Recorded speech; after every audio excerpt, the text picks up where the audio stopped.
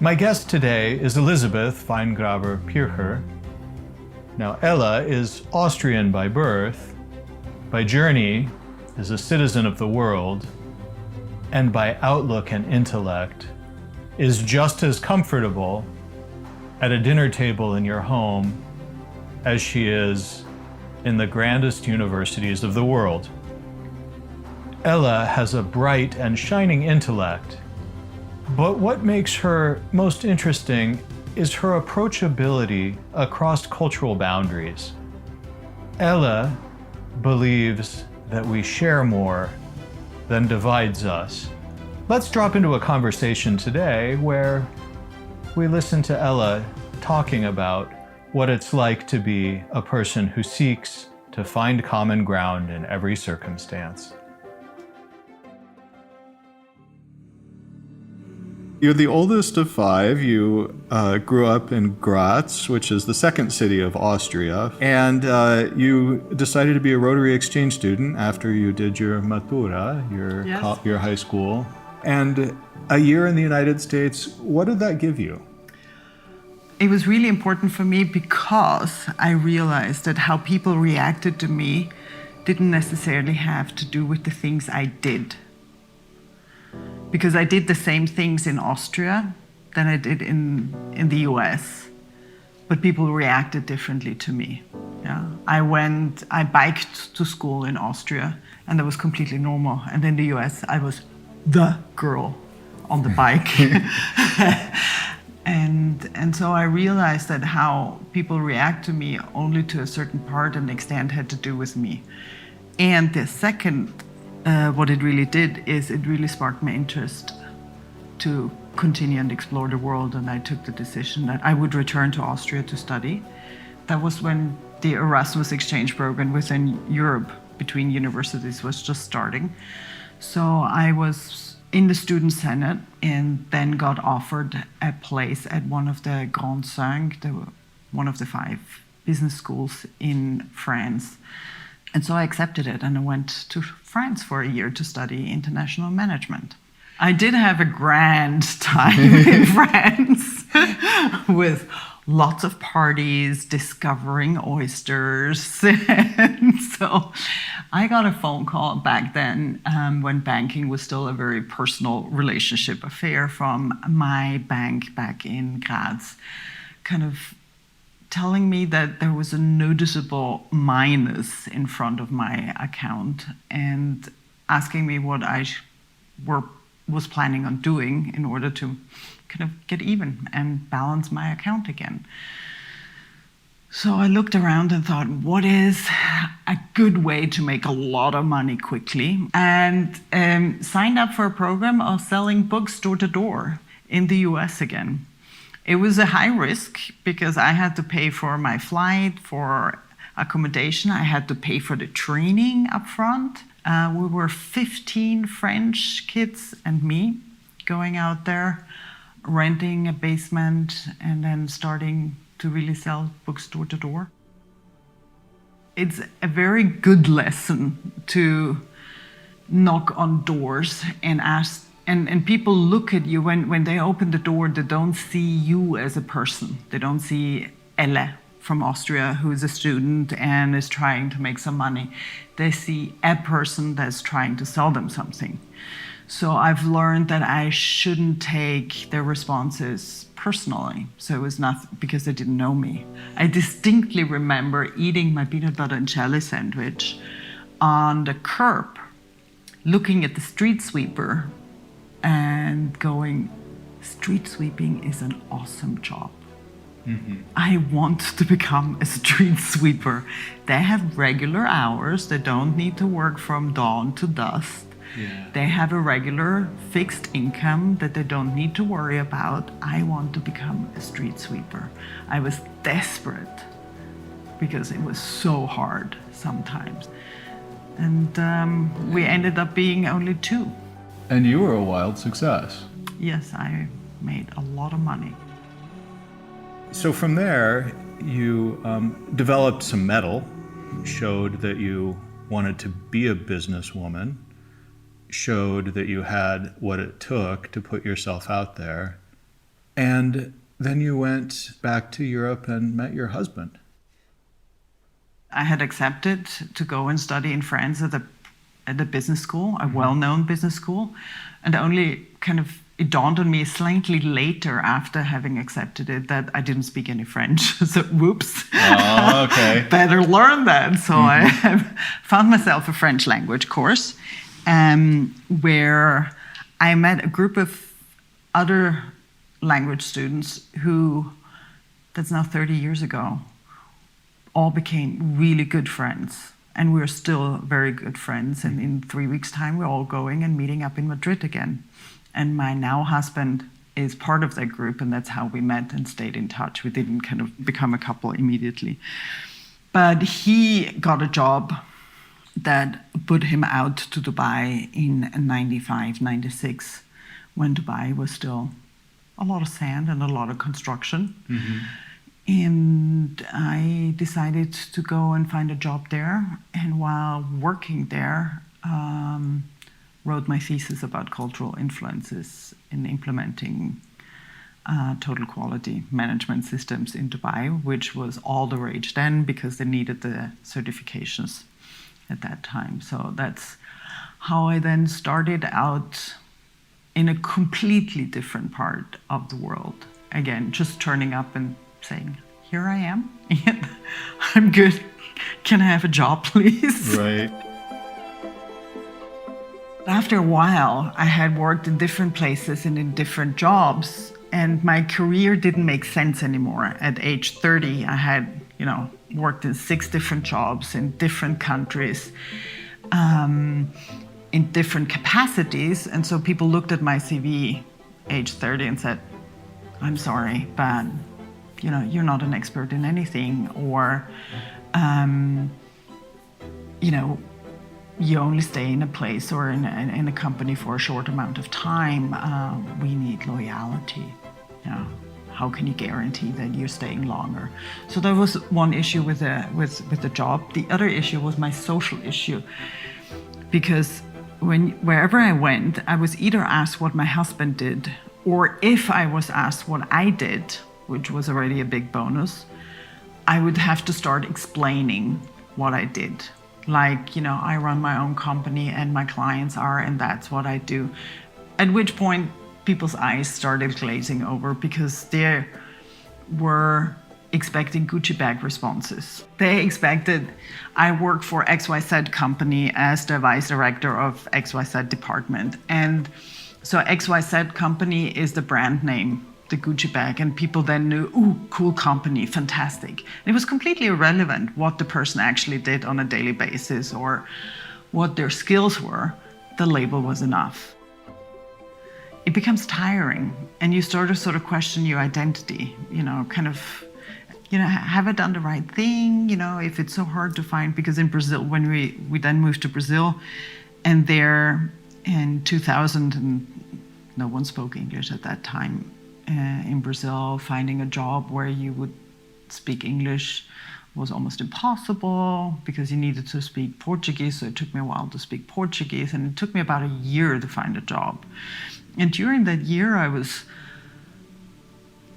really questioning myself. I was again sitting on the curb. I looked at other people going, oh, they work for these consulting companies or these banks or, these lawyers, law firms. And I didn't. So does that make me successful? Am I successful? What is success? I was completely on the curb. When someone sees you struggle like that and they don't want you to be struggling, how would you respond to someone that said, well, why don't you just go home and stay home and be a trailing spouse? Well, that's what a lot of people said to me. Yeah. It's like, why make it so hard, And your husband earns a lot of money, but it wasn't about the money, it was more about the independence and wanting to leave a mark on the world and kind of using my skills and then having my own life, right. Together with my husband.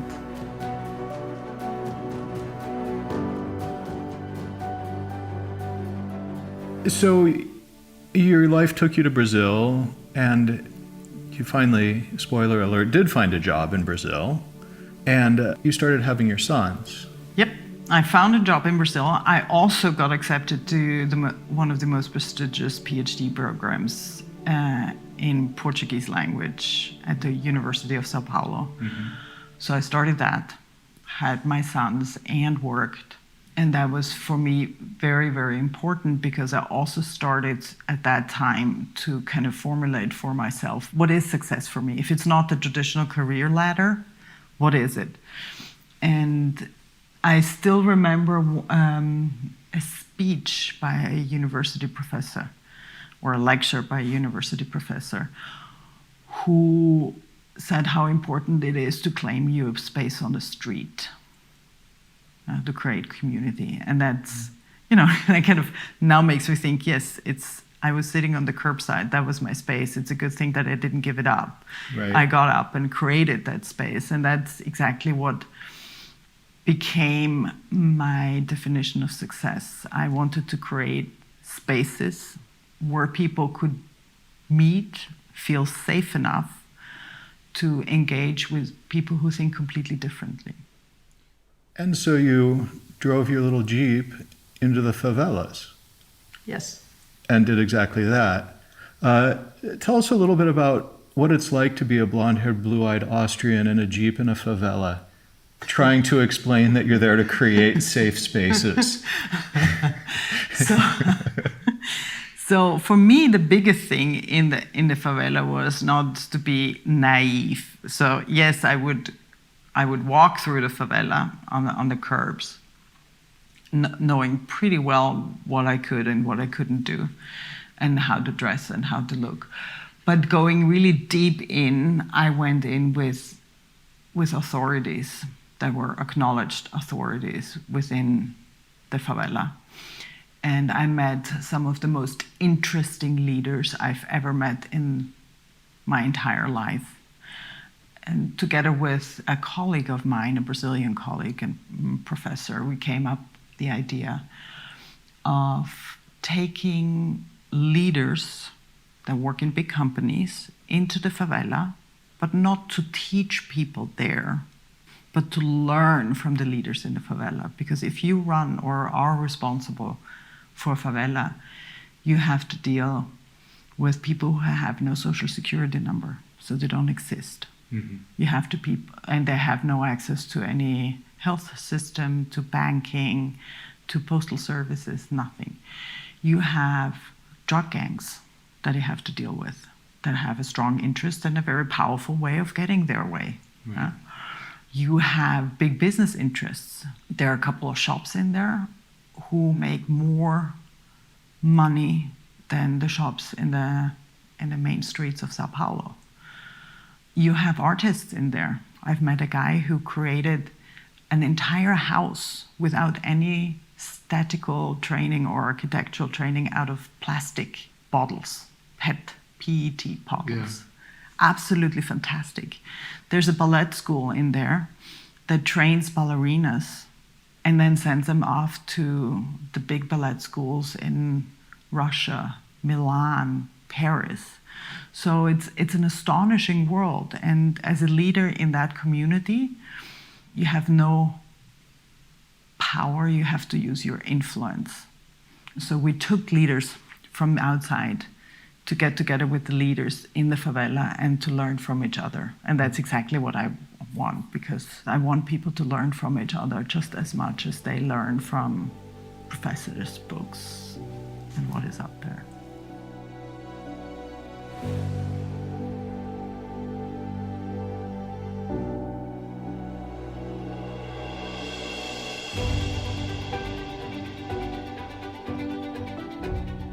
But that allows me to connect with a huge variety of people, and that understands me the common human issues in all these different jobs, and create that safe space where people can learn from each other, people who are completely different from each other, and find that safety to be curious and courageous.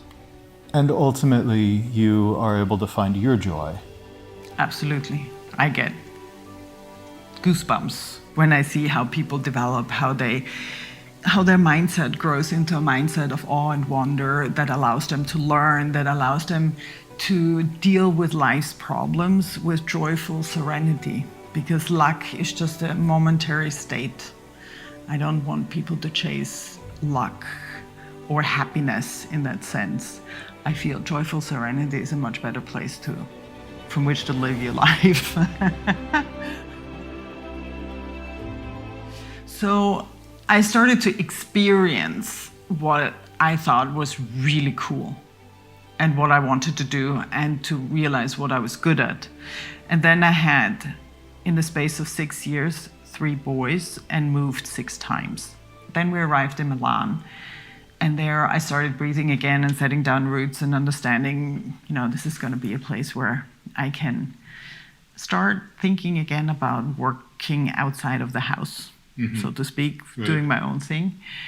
And people told me I would be a great coach, but I didn't want to be a coach because everyone at that time was a coach, and it didn't mean anything, and I felt that most of the coaches weren't doing a good job, or it was just something that people would label themselves. But I still gave it a try. I interviewed the directors of 3 coaching schools that I had researched, and one I found very appealing, and I became a coach, and that was about 16 years ago, 16 years ago, I think. And I haven't looked back, and it's become a big part of who I am. The coaching approach that I use is called ontological coaching. It's a coaching approach that comes from Latin America, and it works really well by understanding what kind of observer you are. How do you observe the world? And because of the way you observe the world, what's possible for you and what's not possible. And we observe ourselves in 3 different domains: language, emotions, and the body. So language makes a difference. So if I commission a painting, and I commission the painting from a painter, and it comes back and I don't like it, and I want it the bluer hues, then if it's a painter, I can go back and say, look, can you make it bluer? If I commission an artist with a painting and it comes back and I don't like it, can I tell the artist to change it? No, because in my mind, it's an artwork. An artwork can't be changed because it's perfect as it is, and I either understand it or I don't. Right. The subject is coming from a creative spot. Exactly. So it may be the exact same person, but how I label that person in my mind opens and closes opportunities for me. And the same thing is about emotions. So what kind of emotions can I observe? What kind of emotions do I feel? Is it envy or jealousy? Because that makes a difference. We are usually envious of things that other people have and jealous of relationships. So being very clear about what emotion I'm feeling allows me to kind of move forward in a more effective way on that. And the third is the body. What do I feel in my body? How do I breathe? For example, now I can feel that I'm kind of not breathing fluidly enough. So what is possible for me then or not, and how can I influence that? And I found being able to observe yourself in these 3 domains, and if you're looking for change and you change all 3 of them, it can be transformational and very sustainable. Well, this brings me to the question that I ask all of the people who I am interviewing in this season of the podcast, which is, how has solving the problem about your direction, your career, and how it interacts with yourself helped you understand your life at this minute? It gives me an incredible freedom because I understand that I define and decide what success means to me, what freedom means to me, what love means to me, what commitment means to me, and having the awareness that I make and create the meaning for these words for myself, and it's me that matters in that I don't have to buy the meanings and definitions of other people. I can either create it totally on my own for myself or co-create it with other people, and that gives me freedom. Well, thank you for the conversation today, and Ella, I've known you for a long time, and I love to hear you shine.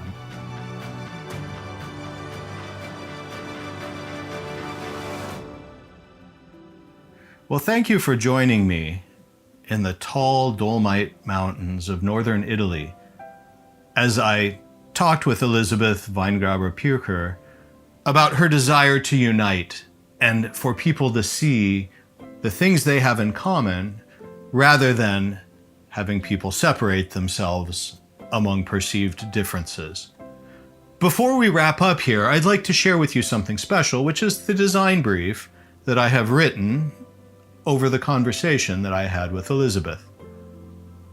Now, you see, in my office, our jewelry doesn't start from the raw materials. It doesn't start at the jeweler's bench. In fact, in my office, our jewelry starts with a conversation. And the conversation I had with Elisabeth today inspired me to write a design brief called The Unlocking, a jewel beyond time and space. You can read or listen to me read the full design brief, along with seeing the finished piece of jewelry, its renderings, and its early design sketches on my website, which is at theintrepidwendell.com/shine. I'm really looking forward to the next episode, where I will travel to Bristol in the west of England, and I will meet my friend poet Mark McGuinness. Now, the conversation that we have is really an elegant exploration of what it takes, in fact, to use the language as a tool in order to describe one's deepest emotions. It's a conversation that's not just useful, but meaningful in the way we use our language. I look forward to seeing you there. Last but not least, if you enjoyed today's episode, please subscribe to the podcast and share it with someone who might love to hear Elisabeth's story. You can go visit our website for more behind-the-scenes content. Thank you for being here. Thank you for listening. Thank you for sharing a part of your time with me. My name is Daniel Boettcher, and I love to hear you shine.